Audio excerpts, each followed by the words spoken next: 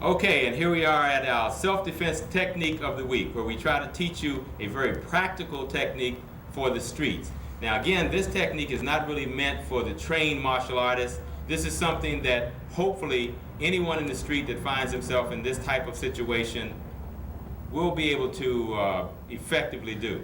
So what you just saw was the street scene. Now what we want to do is go back and show you exactly what the young lady did in that scene, and then we're going to let you go back and walk through. And what we had is our hoodlum, which actually was one of our black belts here in the school, where he had grabbed the pocketbook, and you notice that she found herself sitting here screaming and yelling, trying to get away from the pocketbook. The first thing you have to do actually is to compose yourself, because if you just fall apart, then you can't do anything.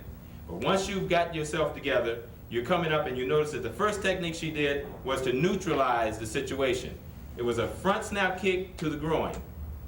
Again, in that case, most of the time that's going to end it, because he's going to let the pocketbook go, and then my advice would be to take off running. But in this case, for some reason, he still managed to hold on and grip that pocketbook. She followed through with a follow-up technique, which was a knee where she pulled it into his face. Again, if he hadn't let go, then the cleanup technique, she actually came across and used her weight to bring her elbow right down on the base of the neck. Okay? Let's try that one more time, but now we're going to let you do it since you worked it in the scene. Again, what we saw there in that earlier scene was the young lady, he grabbed the pocketbook. Her first thing was to hold on to her money. She's trying to do that, and that's what we all tend to do just instinctively. Now what happened is once she composed herself, there was a front snap kick to the groin, coming down now with that knee into his face. She grabbed for balance, locked that elbow in there good and tight, and then she came over the top with that elbow into the base of his spine. Okay, coming on up. Now again, we try to tell you that when you work on these, if it's a situation where you think it's life-threatening, then just let the money go and let them take off running. If you find yourself in a situation where you think, maybe I might be in a little trouble here, then you want to try to defend yourself. Here, the technique to the groin, and keep in mind, we say there's no such thing as dirty fighting. If you can get away from it without fighting, then that's what we want you to do first. If you can get out of it by just letting your money go, then obviously that's a much better situation. These techniques are only for a last resort. If you find yourself in a situation where you're out there by yourself, you're going to have to do something. Take time and practice. Take the technique over and over and over and practice, practice, practice. And keep in mind that the only people that you have to get even with are those folks who have done something good for you. That's our technique for this week. Okay, that's our show for today, and we look forward to seeing you again next week on Martial Arts Showcase. No, not enough.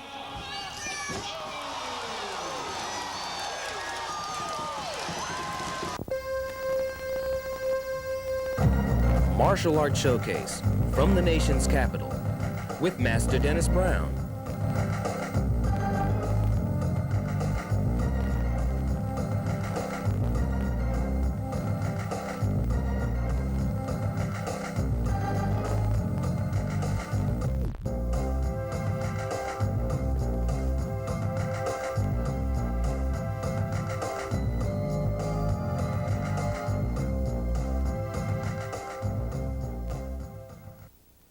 Hello, I'm Dennis Brown, and welcome to Martial Arts Showcase, where we'll keep you up to date with the latest news and events in the world of martial arts. We'll introduce you to the superstars and foremost representatives of the world of martial arts.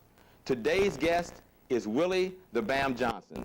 Willie the Bam Johnson is very unique in that he has set a record in America today by being the first wushu stylist to be rated in the 3 major categories of martial arts: 2 different levels of forms, 2 weight classes of fighting, and weapons. Very unique. We'll be right back with Willie the Bam Johnson.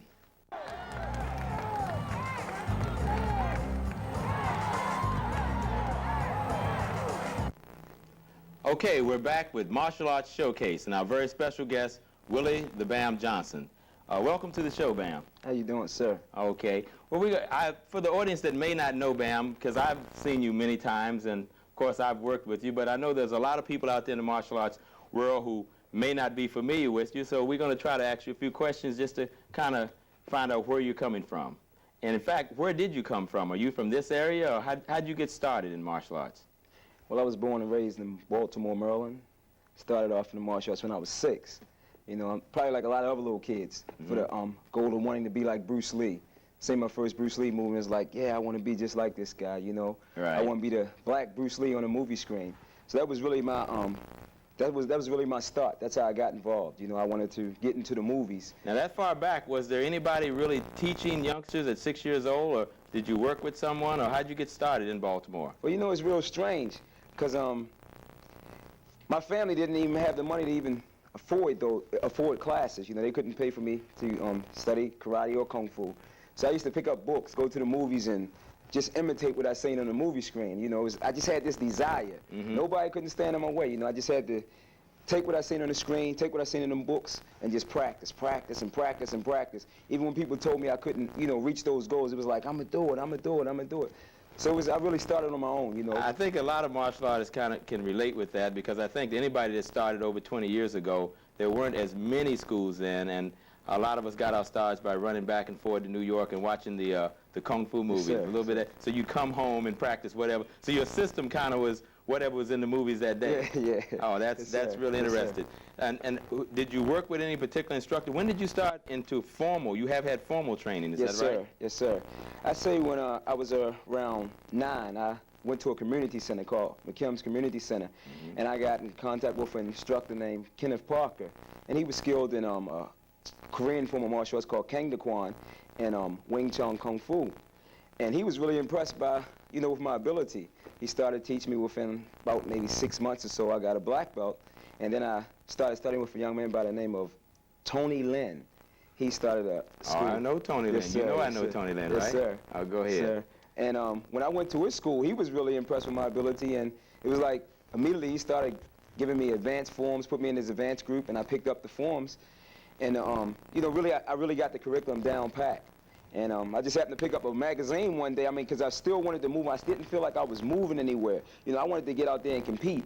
And Well, you know, it's funny you mentioned Tony Lin, because I know, you know, you've worked with me and you've worked with other instructors, but that means that your first instructor, Tony Lin, or the first one that got you interested in the Kung Fu side, was my instructor's brother. Yes, sir. So that's kind of a coincidence. I didn't know you had studied with Tony Lin also. Yes, sir. And so he kind of, so you, how would you compare that with you started in karate then, is that right? Yes, sir. Well, how would you compare that with the training that you had in karate, or did one system fit you better than the other, or?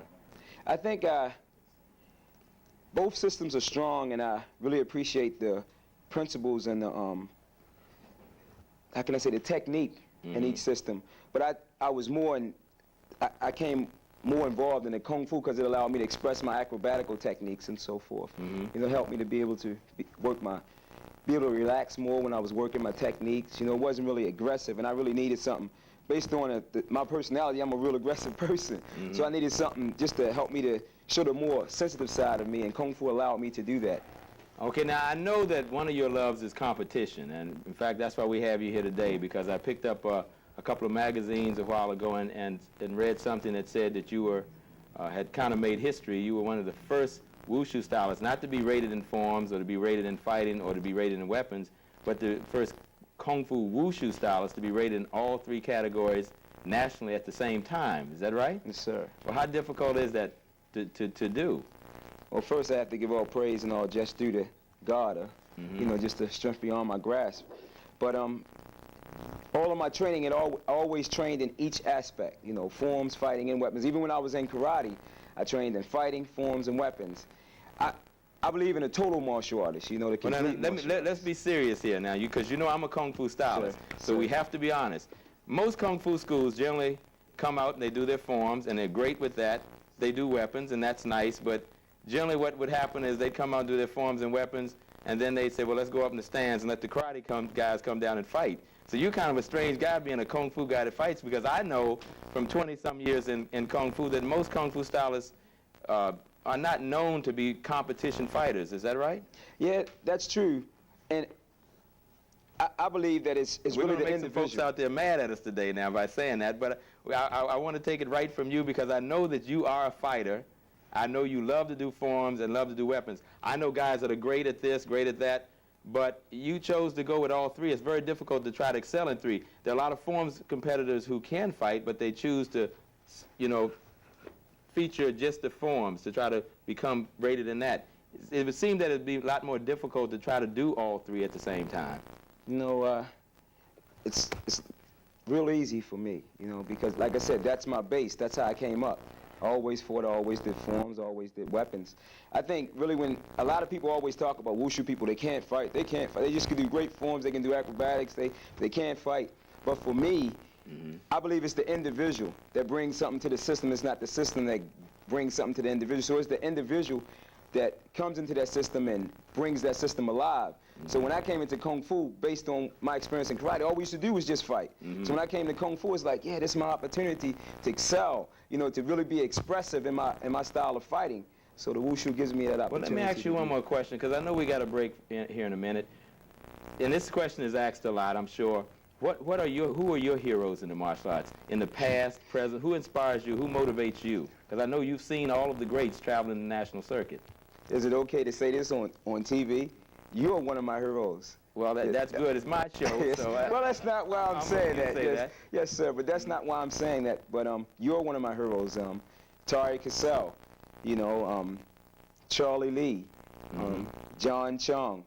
I even mentioned Peter Morales, George Chung. I have a lot of heroes. These were all really great forms competitors. Yeah, I mean, it started off with Bruce Lee being my hero, but when I got out there, and no disrespect to Bruce, but when I got out there in what I call the real world of martial arts, you seen the stuff that people that use trick cameras. They use trick cameras for those guys to be able to do on the screen. And then on the martial arts circuit, people don't need trick cameras. I mean, based on their natural ability. I think that's great, and I hope that some of those superstars out there watching you, and we wish you a lot of success with it. We're going to come back with you in just a moment, because I think we have some footage of you actually performing, and some of the folks may not have seen you work. So what we're going to do is we're going to kind of break away right now, and we're going to come back in just a moment with Willie, I believe it is, the Bam Johnson. Sir. Okay, we're back with Martial Arts Showcase with our very special guest, Willie the Bam Johnson. Now, I know we talked to you earlier, Bam, about some of your many successes in martial arts on the competition circuit and just competing and becoming a super martial artist. But I know that doesn't really come easy. I mean, I know there's a certain amount of training involved with that. What does a martial artist like you do to stay in shape, and how do you train for 3 different categories? Well, it all starts, I get up 6 o'clock and move right into what I believe. 6 o'clock in the morning? Yes, sir, 6 Go o'clock. ahead. 6 o'clock. But it's a key for me. I go right into prayer and meditation. And I do that at least for about maybe 20 minutes or so. And then I'm off. I'm running for about an hour. And that's how I start my day. It helps me be able to clear my mind. At the same time, I listen to positive thinking tapes, musical tapes. You know, I got to stay pumped up, because after the workout, I have to go into teaching. So I have to stay pumped up. I have to get the right frame of mind. I have to get the right attitude, a positive attitude. I believe that's important, your attitude. After the morning workout, I'm off to the school. From 10 till 9:30 at night, I'm teaching. And I also have another workout in between the day when I should be out taking a lunch break, or when everybody else is out taking a lunch break, I'm working out for 2 hours, working my forms and my weapons. And then when I start teaching classes around 4 o'clock, I'm working with the students, constantly working, putting out that energy. That's a pretty extensive day, though, isn't it? I mean, all day long. This is a day that Bruce Lee would have envied. Well, yeah, most of us have to get in and do our time when we can get it in between school and work and all like that. So I guess you stay in pretty good shape. and so there's an attitude, you know. Well, it's worked real well for you so far. In fact, I have a surprise for you, because what we have is a clip here of you performing in one of the many competitions. This happens to be one of the national competitions, one of the AAA NASCA tournaments that are out here on the circuit. And everybody in martial arts knows exactly what NASCA is. It's North American Sports Karate, one of the major circuits. But we're going to break away here for just a second, and let's look at a little bit of you working. Okay. Gary, let's kick that tape.